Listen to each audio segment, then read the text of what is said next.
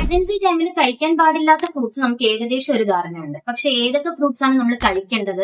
നമ്മൾ പ്രധാനമായിട്ടും പറയുന്നതാണ് ഓറഞ്ചസും ബെറീസും. ഓറഞ്ചസിൽ ഒരുപാട് ഫോളിക് ആസിഡ് അടങ്ങിയിട്ടുണ്ട്, ബെറീസിൽ ഒരുപാട് ആന്റി ഓക്സിഡന്റ്സ് അടങ്ങിയിട്ടുണ്ട്. ഇത് രണ്ടും കുട്ടിയുടെ ബ്രെയിൻ ഡെവലപ്മെന്റിനും സ്പൈനൽ കോഡ് ഡെവലപ്മെന്റിനും ഒക്കെ സഹായിക്കുന്നതാണ്.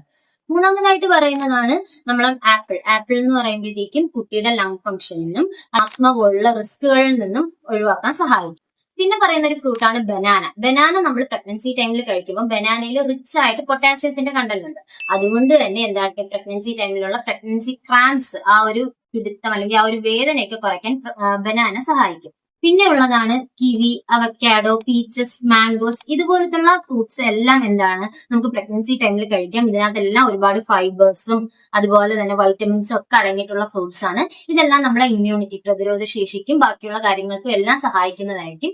അപ്പൊ ഈ വീഡിയോ നിങ്ങൾ ബാക്കിയുള്ള ഫ്രണ്ട്സിലേക്ക് ഷെയർ ചെയ്ത് കൊടുക്കുക, ചാനൽ സബ്സ്ക്രൈബ് ചെയ്യുക.